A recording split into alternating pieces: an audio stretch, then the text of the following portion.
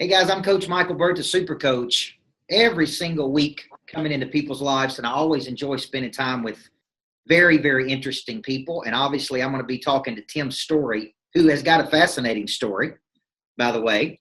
And I've been down in Florida this week, Tim, actually listening to some of your sermons. I didn't realize the depth of how you transfer over. I'm a big body, mind, heart, spirit person, whole person theory. And I've really enjoyed tapping into all four parts of my nature as I've been listening to you and seeing the things you're doing in California. So, man, I'm just glad that we're here together today.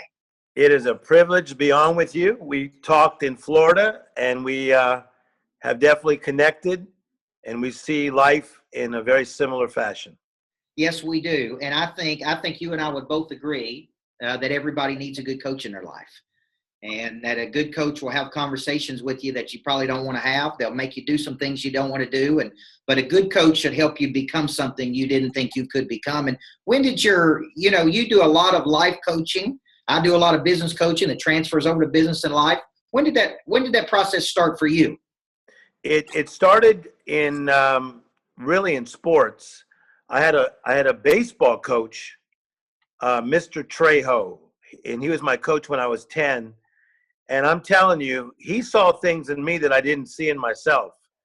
And that's exactly what you're doing for the clients that you have, because I've studied you as well. And you're doing it at the highest level. But Mr. Trejo saw things in little Timmy Storey that I didn't see in myself.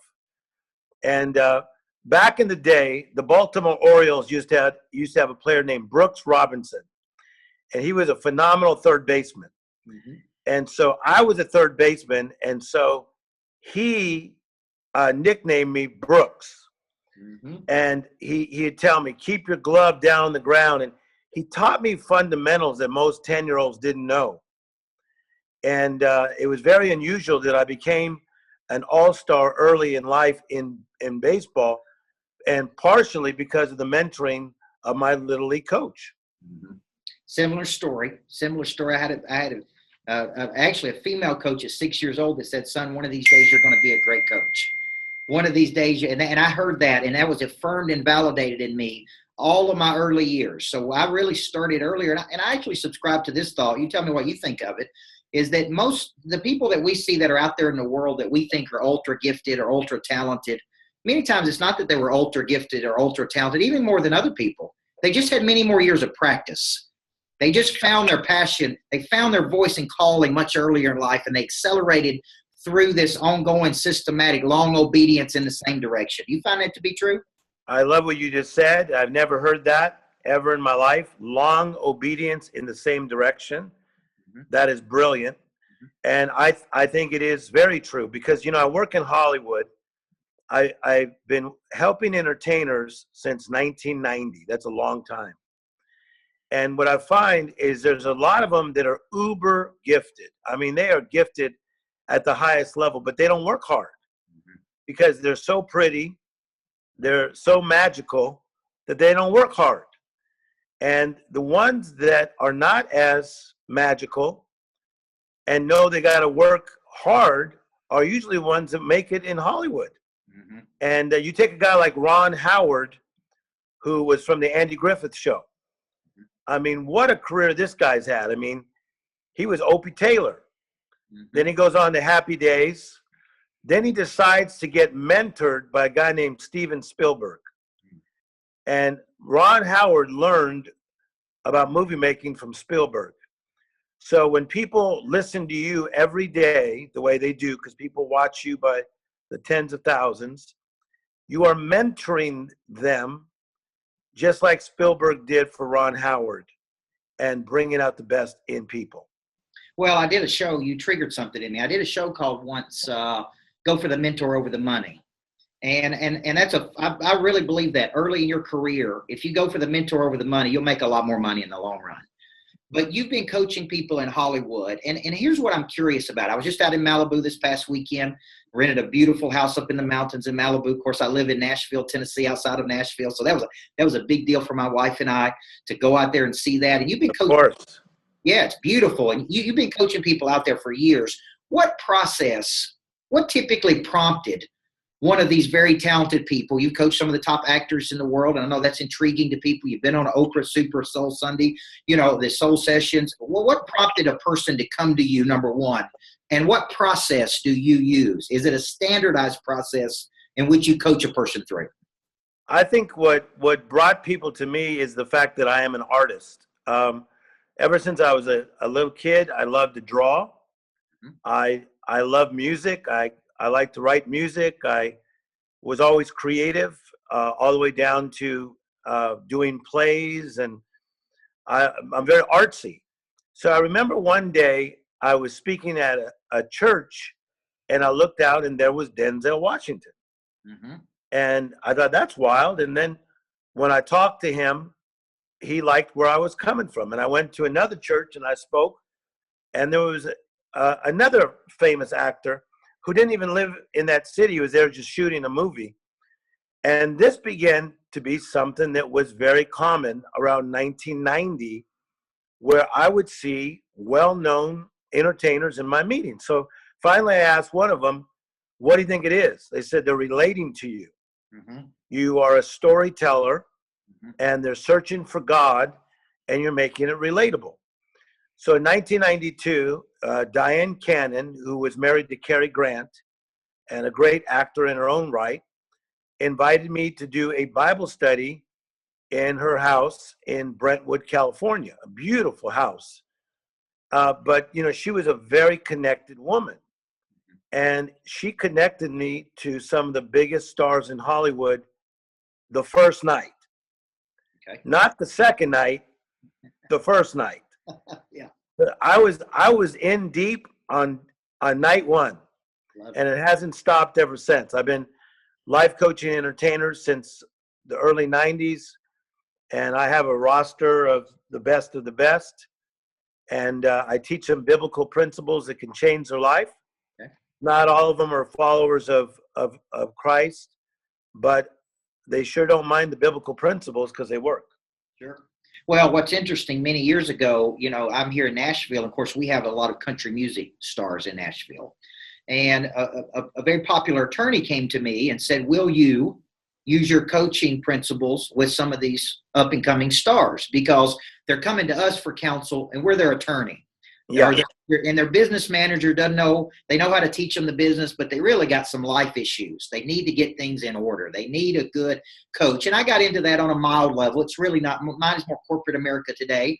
But I did get in there and find out that these were, like you said, ultra talented people, but they did not know how to harness their knowledge or their skill or their desire or their confidence. They were getting counsel from all types of people, some of it good, some of it bad. And some of those would tell me, man, I learned more with you in 6 months than any business manager I've ever had. Yes. And really were seeking that. So I could see where you've carved out a niche. Now let's pivot here and talk about how you include your faith in your coaching. Because I remember a time in 1989, I was a huge disciple of Covey's. And yes. I was coming up around, and Covey was writing the 7 Habits and First Things First. And he was introducing that whole person theory, body, mind, heart, and spirit. And he predicted that there would come a day that it would no longer be fringy to talk about all of this stuff at work, that we would coach the whole person. And that's really what you've been doing for a number of years. And so talk about how you include your faith and the biblical principles in your coaching, because you do a lot of, really business coaching and life coaching. Yeah, and it's amazing because, as you're saying, I've got new projects with Oprah. I've got 3 different projects with Oprah Winfrey. I've got several projects with Steve Harvey. I do a lot in the movie business. I'm working on a Broadway play. And a lot of them are biblical ideas, biblical thoughts, biblical principles. I was first touched by Norman Vincent Peale. I saw what he was able to do in his day. Back in the early 70s, I used to watch Robert Schuller, and he would use, these positive things, using biblical ideas. Then as we moved on, there were guys like Dennis Waitley, as you talked about, Stephen Covey, the great Zig Ziglar. I mean, wow. But as you say today, Covey rightly prophesied that guys like me and you are taking over. We literally are. because in the world that I run, which would be anywhere from hip hop stars to movie stars to athletes, they don't mind me talking 1 minute about their physical life, getting it together physically, and jumping right into biblical principles on guarding, governing, and guiding your family. So it's a beautiful thing. But I'm not preaching religion, but I am preaching relationship. Right. Now, when you get around the high level people that you're around, because you are around some very high level people, I'm sure there's some residue that rubs off on you, right? I mean, there's some things that you walk away. Is there a common denominator? I mean, I saw you in Miami. Obviously, Grant Cardone and I have been friends for a number of years. We've done events together, and he's operating at a pretty high level, right? And when you're around him, I constantly say, man, the guy's clicking on a lot of cylinders. I mean, he is really clicking on a lot of cylinders. And then when you ask him, though, he's like, man, I'm not even close to my potential.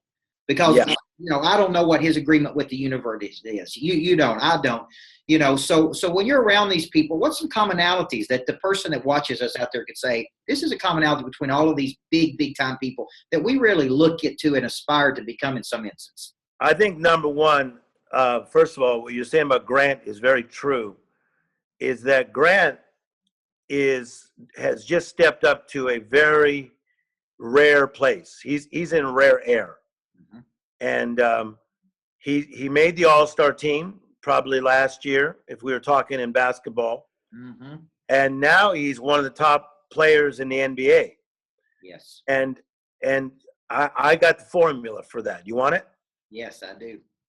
Because whether I'm with Robert Downey Jr. or with the greatest singer in the world, there's a common denominator, and here's what it is. You have to have a revelation. Okay. A revelation. For instance, don't ask me to fix your refrigerator, because I'm not good at that. Do not ask me to give your car a lube job, because I'm not good at that. But as the comeback coach, there is nobody better. Nice. I cannot be beat. Yes. I really cannot.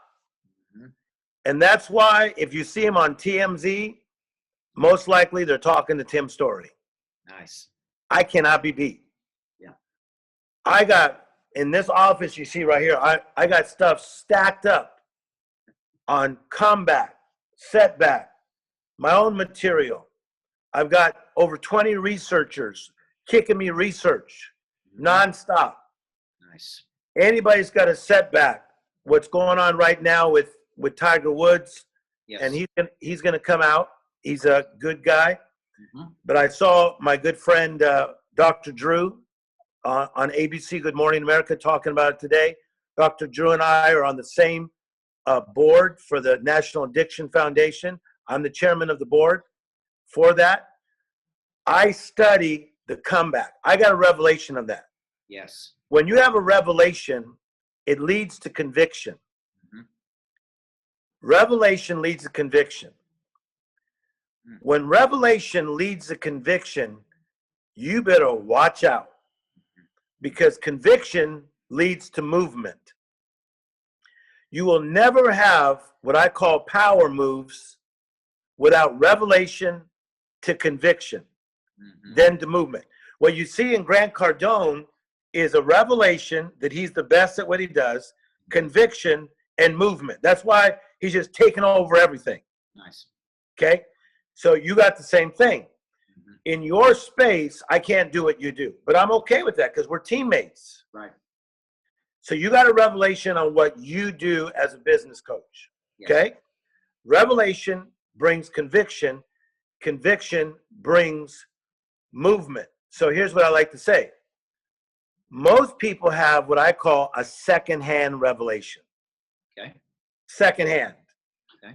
Their mama taught them how to cook tacos, but they never cook tacos as good as their mama because they just keep talking about how good their mama's tacos are. Yep. That's a secondhand revelation. That's right. All right, they're all trying to talk like Tony Robbins. I got my own revelation. When I take the stage, Yes. There's only one Tim Storey. That's right. You don't see anybody else pop out. That's right. Well, I like how you like you said, we had that revelation, you had the conviction, you had the movement, you own the space of the comeback, how you're studying. But one thing you've done that I picked up on very quickly is you have put yourself in proximity to these people as well. And there's a big lesson there because you've got very deep networks of people. I mean, you know, when you're running in the circles that you're running in, you didn't get there by being a bozo. You got there because you got the goods, number one. But you put yourself in proximity. I mean, you're a pretty high level networking person too to get yourself in these networks. Isn't there a lesson there for a lot of people watching this? I'm just I'm laughing about how aware you are. Yes, I just got done Skype coaching 3 of the top minds we have in entertainment. So I'm running with the biggest managers, agents, attorneys, producers, directors. It's not just the actors. The actors will come and go. The guys who are running the city, Beverly Hills, are the guys I've been coaching, some of them for 25 years. I think of one young guy that started coming to hear me talk 25 years ago. I said to him, I said, watch what's about to happen to you.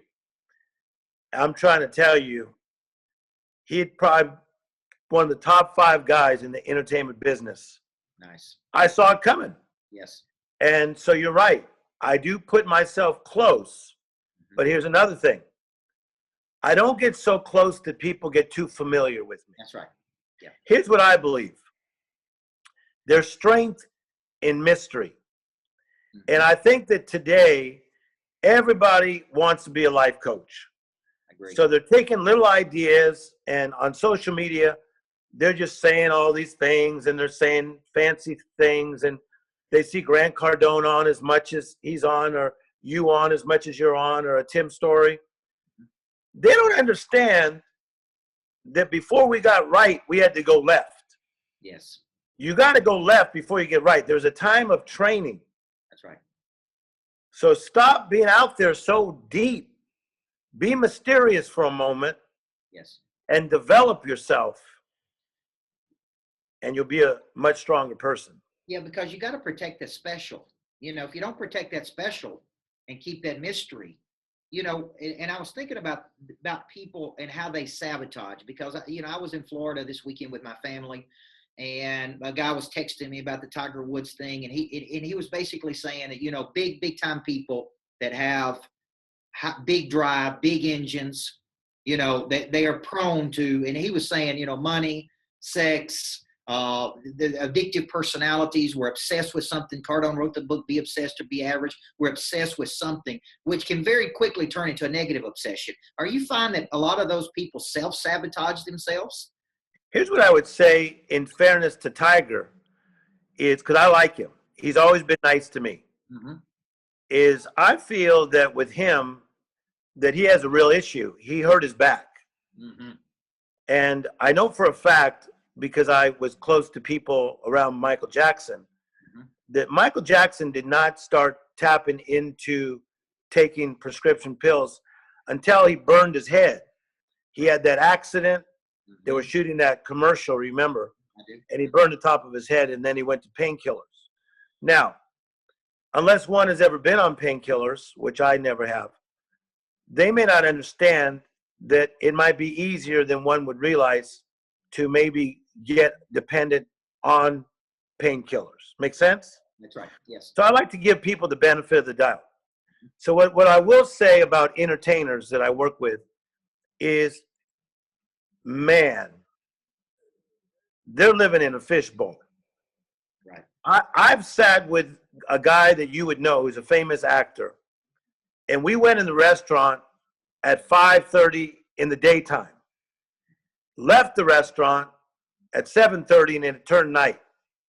And by the time it turned night, there were 40 people and paparazzi waiting for him. And he literally said to me and laughed, "Oh, I forgot who I am." Yeah. And that's the weird thing, as you know, about being around these celebrities who are at that crazy Uber level. They are I mean, it is a it's a fishbowl lifestyle.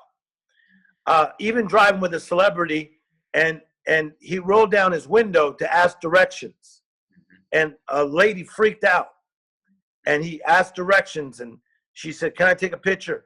And then he said, this was a different guy. He said, he goes, I seriously forget how people see me sometimes. Right. That's right. No, absolutely. Yeah. So when a person engages with you, because I'm always interested I'm a process and system guy. That's the way I think, because I'm actually a former championship basketball coach. Everything I do is in a system and a structure. And that's really what I provide for the businesses that I coach. They come to me, they've got missing structures. I give them my structure. We push them through that, and the inputs and the outputs work out. They make a lot more money.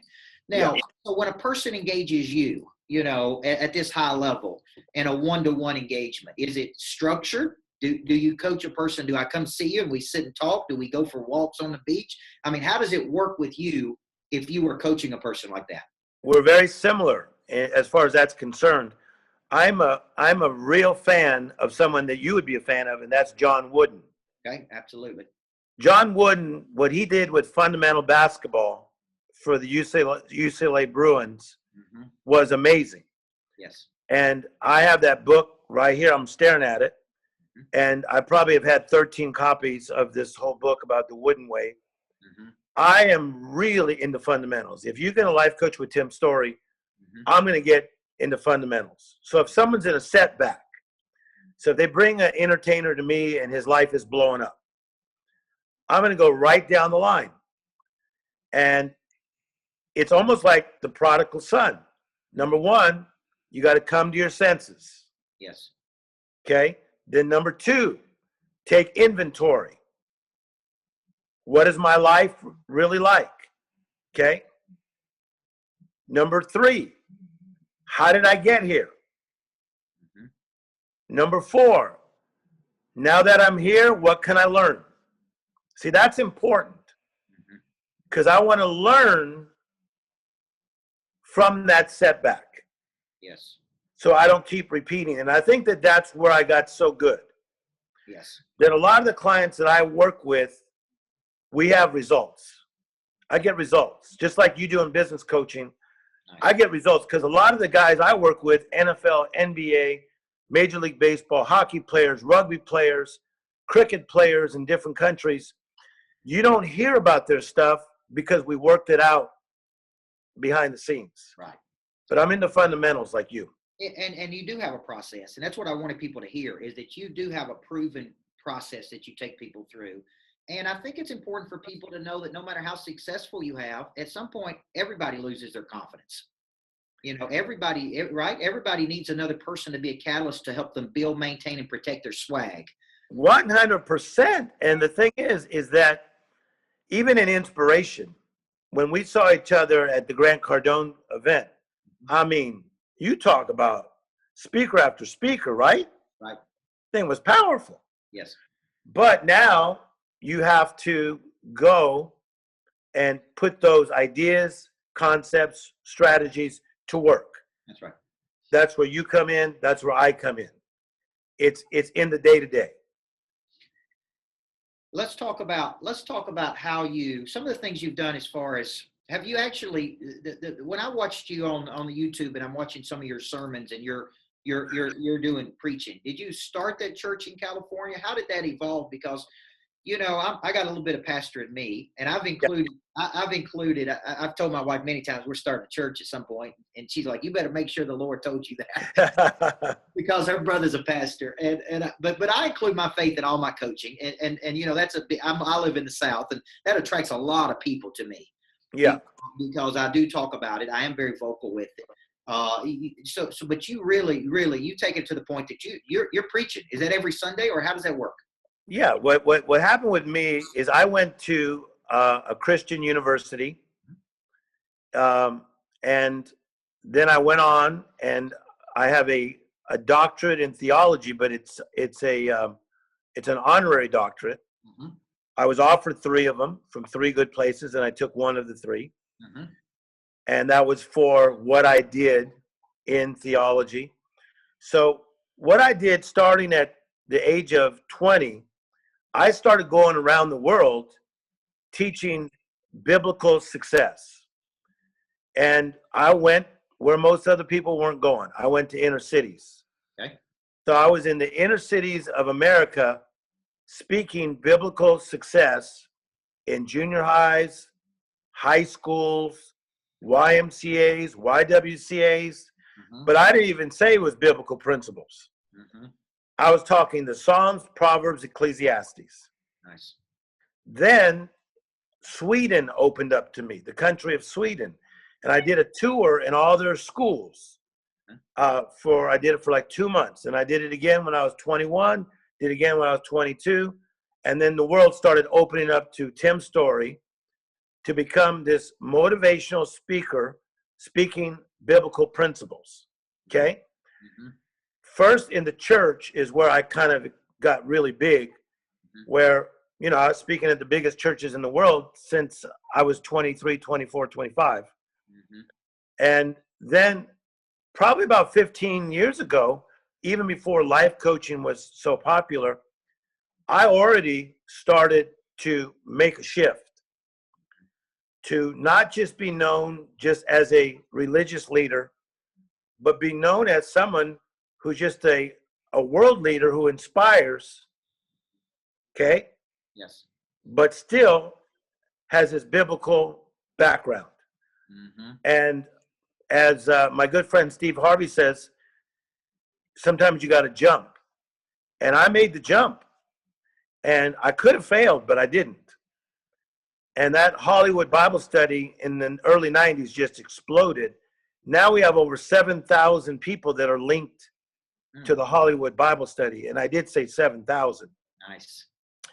And the reason we started a church called the Congregation, which is in Yorba Linda, California by Disneyland, is because I'm like you. I'm into the Jesus style. I'm very laid back. I love people. You can't be greater than being a servant. Right. I just took out my own trash not too long ago. I'm waving at my neighbors, taking out my trash. My tire needed air the other day. I'm putting air in the tire. You can't be greater than being a servant. Right. Right. So we started church. I speak every Sunday. Congregation. It's a Jesus-style church. Folks are coming from everywhere. We have over 500 people that are part of our church, and we're only a year and a half old. Nice. Nice. And they're just coming because we're just serving people. People want to learn. Well, and a lot of people can watch those when you go to YouTube and search Tim Storey. You get to see that. You see some of the sermons. I was listening to those in Florida. Really, really enjoyed those. And you have a very calming presence. You know, you've got a very calming presence. You're a highly likable guy. You're very intelligent. I picked it up on immediately. I deeply enjoyed listening to you speak in Miami. So I got one more question for you, Tim, because a lot of people have watched your career jump, and obviously being on an Oprah show, I know is a big deal, man. It blows a lot of people up. If you had to backtrack, because a lot of entrepreneurs are going to watch this. Yeah. A couple of the key inflection points of your career that you said, man, that blew me up, and that blew me up. Because I know people, I said it earlier, long obedience in the same direction. We don't know when the breakthrough is going to happen. You know, it took me 12 books to have a bestseller. I tell people it took me 12 to figure it out, right? But at least I kept writing them until I figured it out, you know? Yeah. And so what were some inflection points for you that a person out there who's really building and growing their business can say, okay, I've already picked up a couple pages of notes here. What would you say are those inflection points? Okay. Since we're talking biblical for a second, Proverbs 12:11. Okay. That's how I live my life. He who works his land shall have abundance. Whoever chases fantasies lacks wisdom. Okay. To work your land is what's in front of you. Okay. If you're in the 5th grade, work your 5th grade land. If you're a husband, you have 3 children and a wife, work your land. You have a temple, your body, you're in good shape, I'm in good shape, work your land, okay? If you're working at the Taco Bell, make me a gordita and take care of the Chihuahua, work your land. Yes. He who works his land, what's in front of you, shall have abundance. Work your land. Yes. Wherever you are today, work your land, but work your land with excellence. My last thing, do you see a man skilled at his work? The Bible says he will serve amongst kings. You're skilled, I'm skilled, we work with kings. Nice, nice. Man, what a great interview. I really have become a big fan of your work, Tim. You're one of the good guys out there in the world. You're doing a lot of good work. I hope everybody who's out there is taking pages of notes from this. There's a lot of things. Tell everybody what biggest thing you got going on right now. Talking to you. And I'm going to, sometime when you come to LA, I want you to come to the Hollywood group and do a book signing, okay? I'll interview you and do a book signing. I'm a fan of yours. Big to me in this moment is talking to you. I'm proud of you, and it's a privilege to be associated, and let's keep on doing things together. Absolutely. Guys, that's Tim Storey. If you're not following him, you need to. Great guy, got a great message, and he's very, very impactful. And there's a reason some of the top people in the world are turning to him, because he is the comeback coach. Tim, thanks for being on the show, man. I appreciate you. Thank you very much. All right.